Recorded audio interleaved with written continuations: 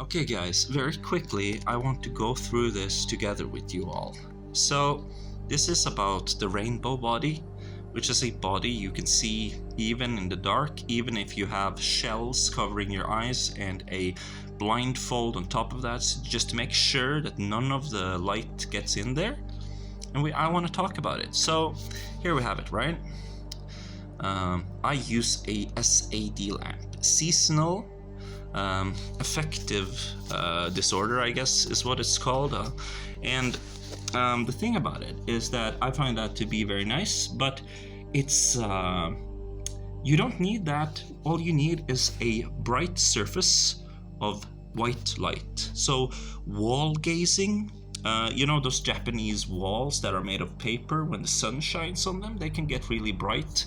That would suffice. Or just white on your cell phone in the dark, right? So this you can have. And that brings us to the next one, which is a small and dark room.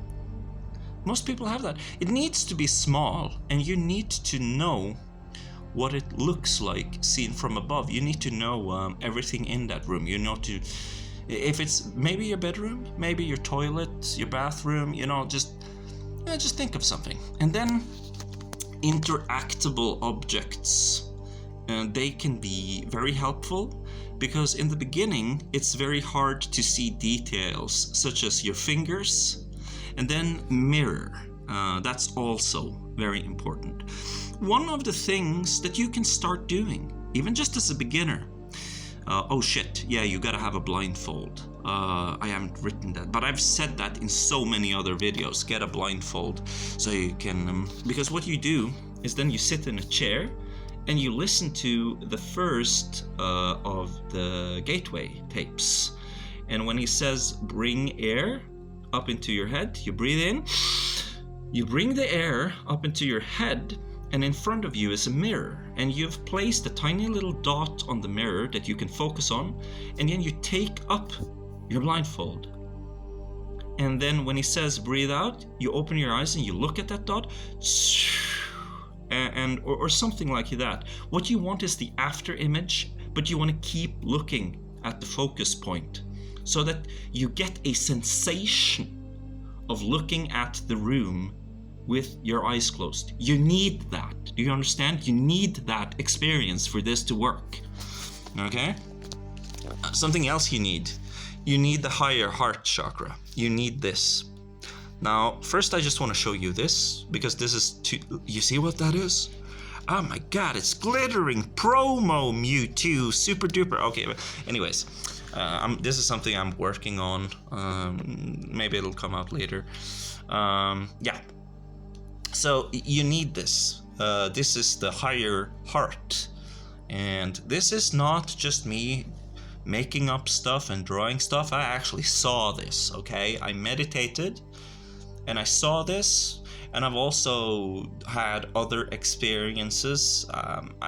Timing isn't right to talk about this right now, but I eventually I'm just gonna have to get to talking about that. But anyways, this gear, this isn't just me making up stuff. I saw this, okay? This is, I'm about to say real, but of course the chakras are not real, meaning that they cannot hurt you. So don't be afraid. But right here is like the 8, you could say, main lines of it. So you can go from the bottom up, or you could go from the top down. It doesn't really matter. Or you can even just do it once, you know, at random, and just, you know, organize it later. So you could go blood flow, feel that, and the presence of it, the positioning of your body, the positioning of you in relation to the room. We call this spatial awareness, all right? And memory, you know, you have to remember how it is. You have to recall and recollect and bring it back out, you know? And movement, you know, you just remembering your movement, how it feels like to move, right? And then awareness of that, make that into the general awareness, and then realize a grounding in solipsism, how you are grounding in being the experience. You're actually the only thing that exists. A oneness, you could say, or realizing that you're one you know, that everything is you to some extent, because you're gathering it through your experience, which is you. And then from that you could also go upwards, like solipsism. You have it already. Well, then what's the awareness of it? What's the movements that you make? And just do the entire thing back up again. We call this one higher heart. It's very, very important, very strong chakra. Very few who want to teach this, because it's ridiculously powerful, and I understand. But it can't hurt you. Can't hurt you. Totally. Yeah, you're gonna be fine. Just maybe learn some kind of breathing exercises in case of heart arrhythmia, and try not to faint and stuff like that. But that's something else. That's not the chakra. The chakra cannot hurt you. It's only good. Yeah. Totally. Just do it. But to be very careful. Be very careful. Okay. I'm not. Oh yeah. You know, just you know, with this heart chakra stuff, be very.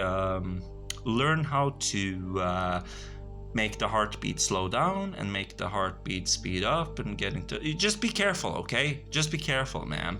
You know. Okay, so SAD lamp, 30 minutes. That's a good amount of time. That's what the doctors recommend. And you can try blinking rapidly.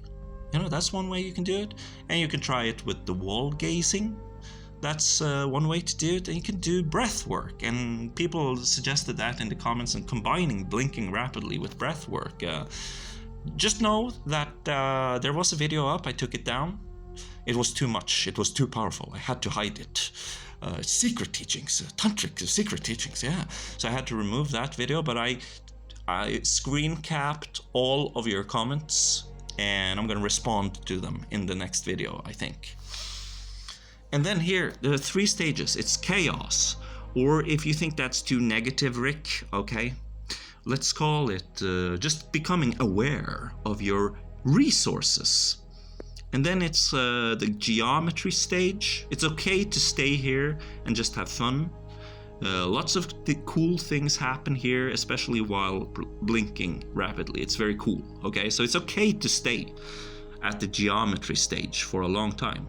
But eventually you want to get to creating environments and seeing stuff, and so, you know, actually creating things that you want. And that needs to be tailored to you. So I just wrote creativity here. You figure out paradise. You figure out paradise, okay? I just show you the tools. This is just this isn't paradise. This is the map editor. Yeah, that's a good way to explain it, okay? And then dark room, explore the room and the body. So what happens after you've done this is that there's gonna be like an after image of white light. Yeah, 30 minutes of this. Yeah, it's gonna be an after image, and that makes it hard to see.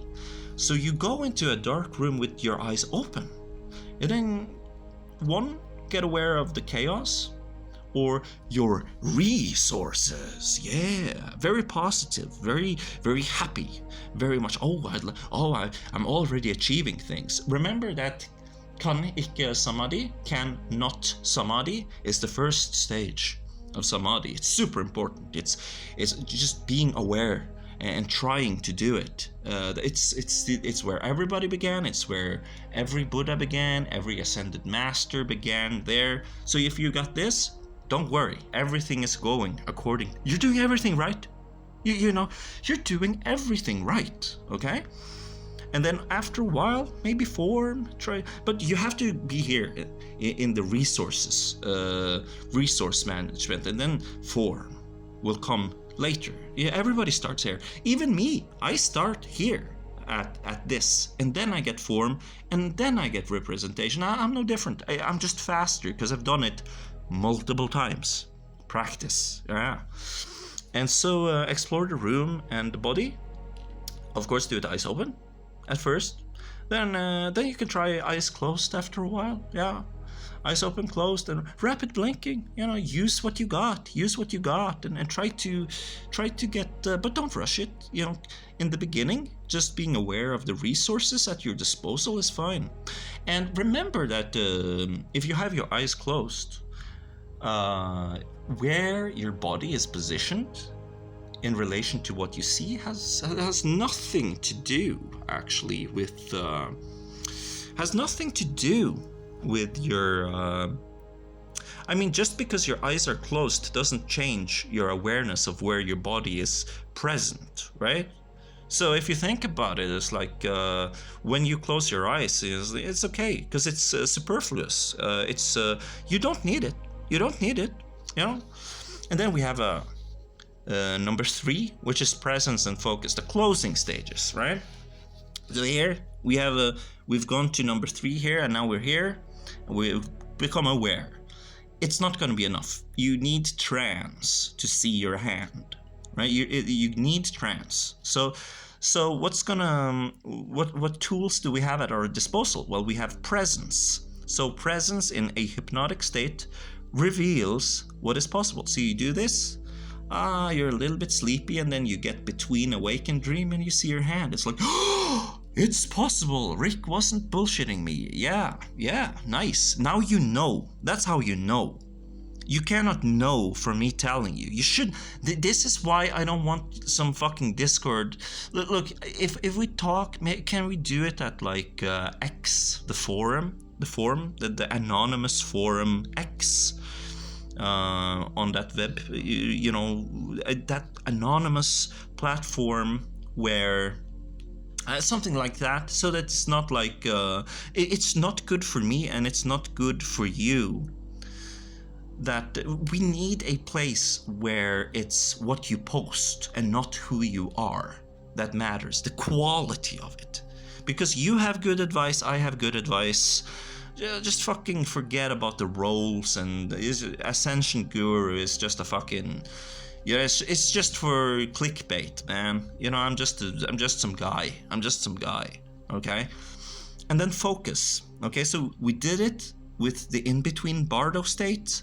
How can we get it fast? How can we get it as fast as one inhalation and exhalation in one breath or in 1 second, as fast as possible? Well, focus training makes it accessible. So that means, dude, you gotta have the gateway tapes. You gotta have it. And I'm sorry, but you also need the Spheroth. You're gonna need that, because the thing about the Spheroth as a geometric pattern surrounding your body, it's the best for moving your Ida and Pingala around, holding fire and ice. It's very important. You also need the Vajra system, and you also need the classical chakra system, and you're going to have to incorporate the higher heart. So, lam, vam, ram, yam, tham, before ham, okay? Ham, and then, the highest 1,000 petal lotus at the top. Okay, so you need more, and you also need to not don't look at the dogmatic organized shit. Look at for Islam, Sufism. That's your entry. That's your access point. Christianity, Gnosticism.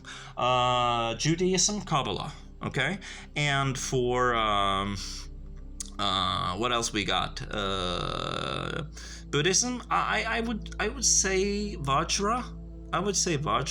But you're gonna need the Theravada teachings but I have that on my channel. You also have the English monk. His name is Bante. That's a YouTube channel.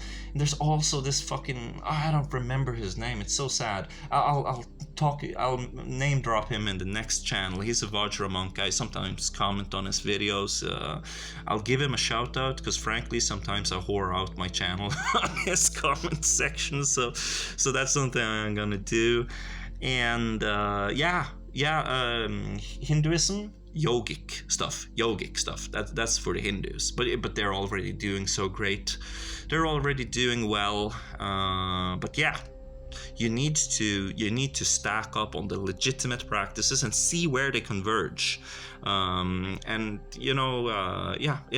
just looking out for you, man. I'm scared that you would look at, say, the Kabbalistic tree of life, the Sphirot, and say, oh, I'm not going to use this because of George Soros or something stupid. It's like, don't do that. You need that thing.